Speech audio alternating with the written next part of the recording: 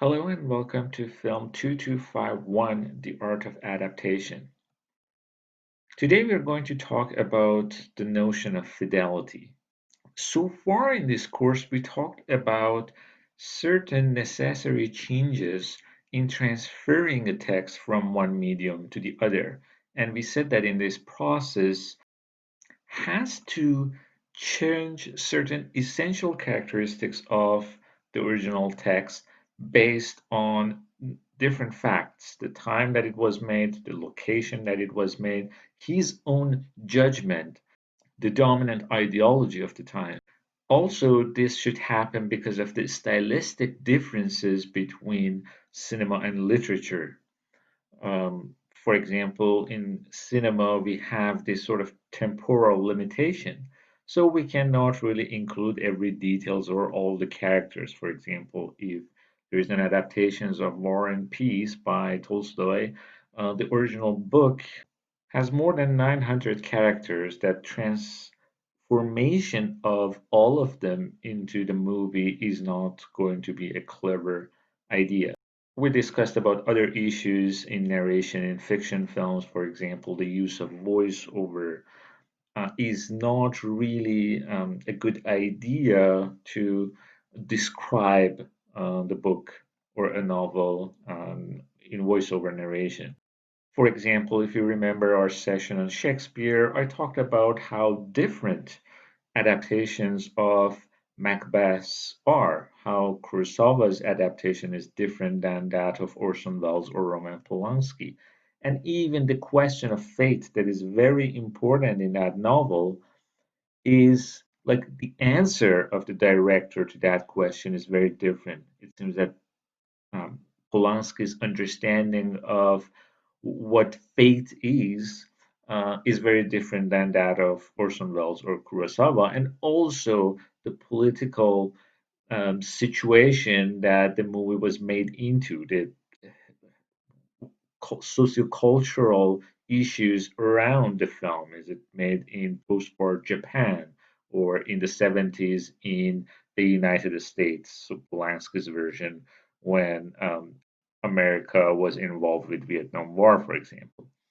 We talked about Jean-Luc Godard's adaptations of King Lear, that as just passing a judgment is not really an adaptation, or how someone like Woody Allen is involved with the question of morality when he's thinking of books by Dostoevsky. However, today we are going to talk about the importance of fidelity. So, as it's vague and it's a different medium, but filmmakers, regardless of those political motifs that are different, they're different judgments for each adaptation, regardless of those things that make actually adaptations interesting, otherwise they were very boring, like reading the book and filming it. That's not really an adaptation. Audiobook is not an adaptation. However, despite all these issues, today I want to talk about what is maintained because the filmmaker still is interested in adapting a book for a reason. It's true that they might recontextualize the book. They can have their own interpretations, and you can say that even there is no authority about what the original text means, what's the real essence of the original text. Even what the author says, we cannot really agree upon the fact that's the true essence. But despite these recontextualizations, the filmmaker wants to capture certain key elements of the original text. What the writer was thinking when he developed this character. What was in his mind? How can we even cast the right actor that resembles um, Gatsby in The Great Gatsby? So unlike previous sessions that we focused more on the differences, how movies are different than the original source and they should be. Today we are going to talk about how the director captured what we think of as the essence of the novel. Although that essence itself, the definition of what is the essence of the film, is vague and questionable. Again, that essence would be different for different artists. One filmmaker is interested in capturing the main philosophical themes of the original text. Talked about the questions of fate when adapting Macbeth, for example. Another director might be interested, as what I said, how the character should look like to be similar to that of the novel, how Daisy in The Great Gatsby looks like. I talked about the fact that actually the majority of criticism traditionally were focusing on the fact how faithful the movie is, or this value in terms of fidelity. I argued that that was not really a good way of evaluating a work of adaptation. We always should consider the reason behind different approaches, recontextualization, changing the stories, changing the characters. What is left? What is added? That's true, the political motives behind the adaptation.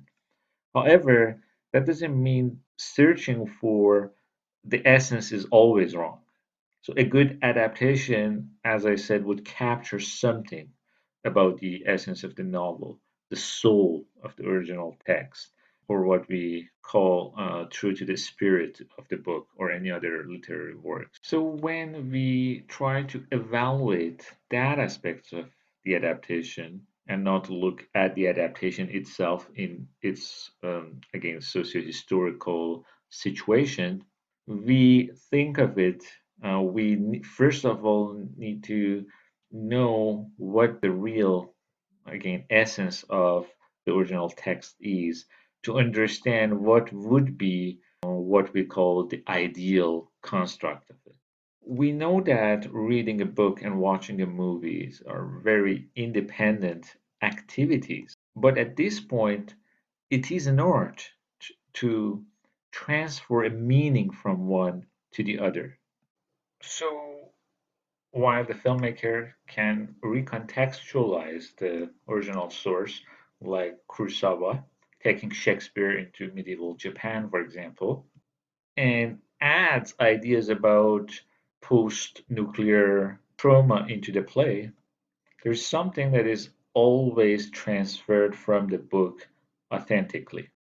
It could be anything, for example, symbolism. For the movie that is assigned for this week, a streetcar named Desire, you can see symbolic things that are shown as very important in the movie as well as the novel.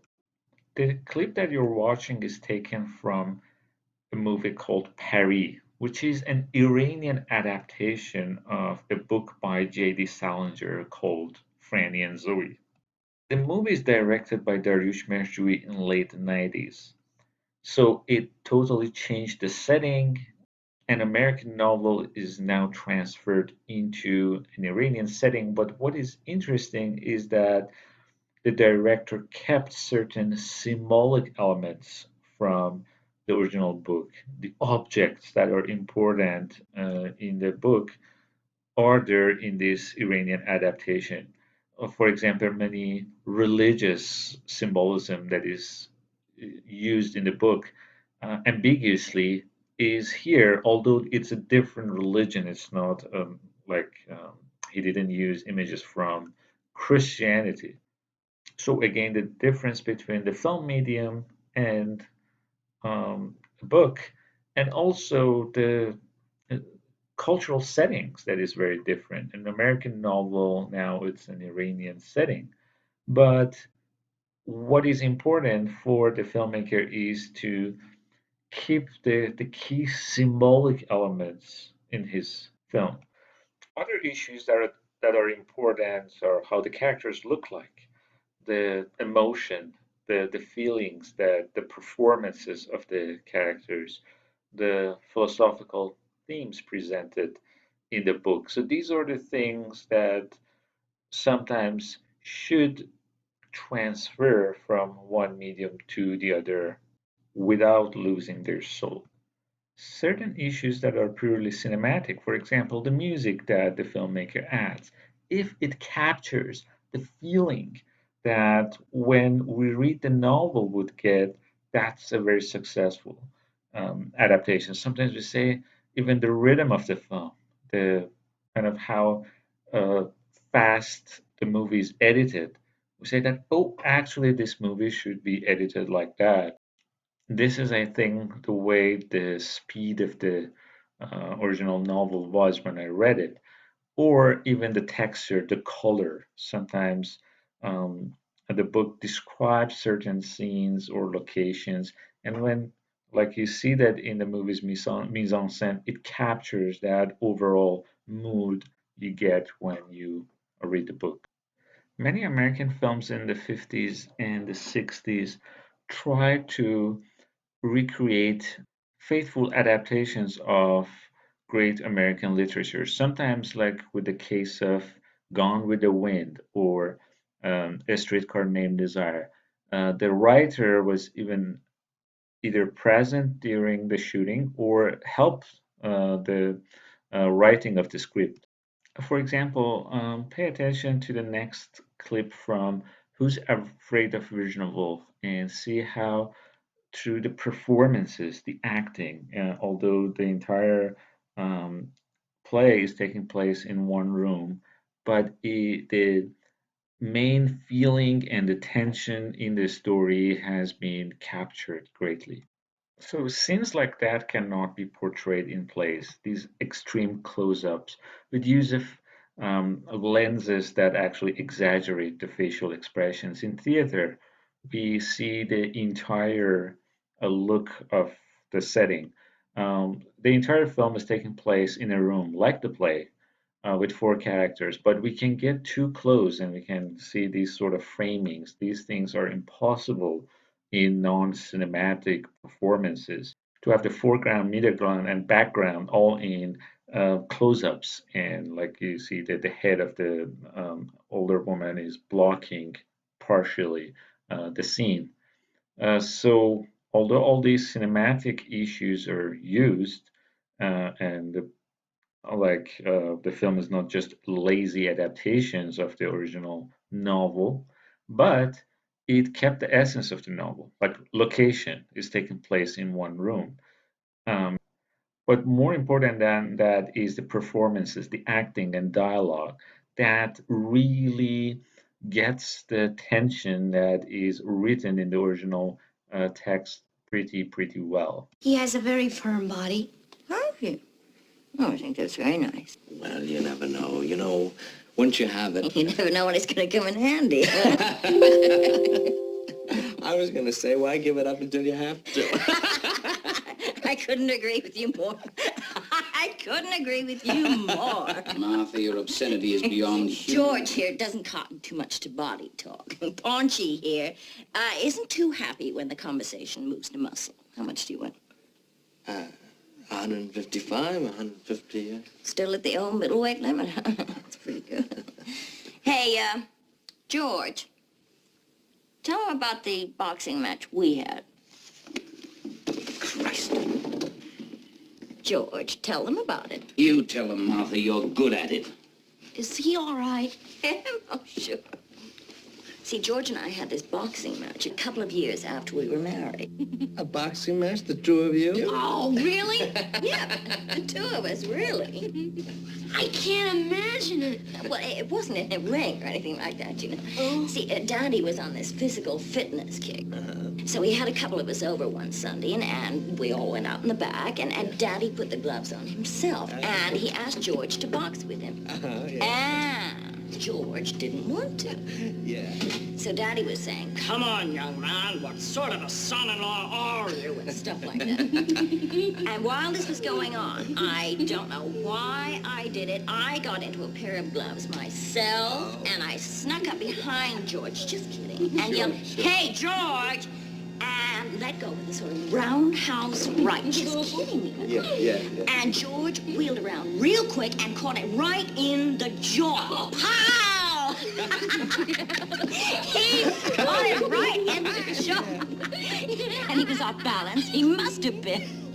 So far, we have realized that there should be a direct relationship between a movie and its original source. So an adaptation must intentionally be related to the main themes. And I would say that fidelity to the story is not as artistically valuable as fidelity to the main themes or even the mood of the film. So the filmmakers at certain points should also know the audience's expectations because they read the novel and to preserve their experience of sequences of the events or again these thematic or mood of the story, all these elements should be preserved. For example, it's usually taking some times for novels to develop the characters. All these things should happen quickly in the movies. So that's being faithful to the storyline is not as important that the mood of the film or the main tension behind the character's interaction in the novel should be maintained in the transformation into the film. As with my examples of Who's Afraid of Virginia Woolf, this transformation of the essence of the film, either it's a mood, emotion, or the main theme, should still happen skillfully. It should be aesthetically pleasing. And in conclusion, adaptation is meaningless in complete absence of fidelity. So I try to argue in defense of fidelity because film critics, because of all those things that I said, because they wanted to consider cinematic medium as something distinct and not be evaluated in relation with how faithful the film is with regards to the original text. But what I'm saying that it's not entirely unproductive to talk about fidelity because you cannot deny the relationship between the prior text and the film. That's why we call it, that's why the name of the movie is taken from or the main story. So I think the analysis of fidelity, how the main themes have transferred from one medium to the other statically is important and is productive in our analysis of a work when we deal with adaptation theories. For the last example, look at the next scene of the death of Anna Karenina. So I put that passage into the subtitles, that passage from the book, and I think that paragraph is very cinematic. Just it seems that it's edited, the whole scenes that are kind of or thoughts that are flashing, and the image of the truck that is coming, and so on. See if the movie captured the essence, the tension of that scene, and the rhythm that we expect that um, sequence should have.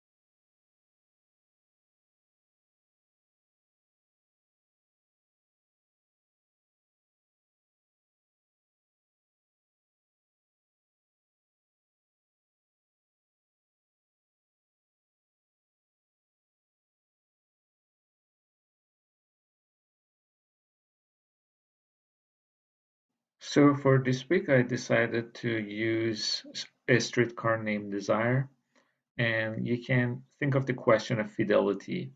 Um, if you have a chance to read the entire um, play or try to read parts of it at least, certain parts of the play are changed due to censorship. For example, the whole question of homosexuality is vaguely addressed, not directly. Hollywood production code was also strict about racial tensions and representations. But beside that, try to see is if the essence of the play, the mood, the motion, and the main themes are carried through this movie in through the spirit.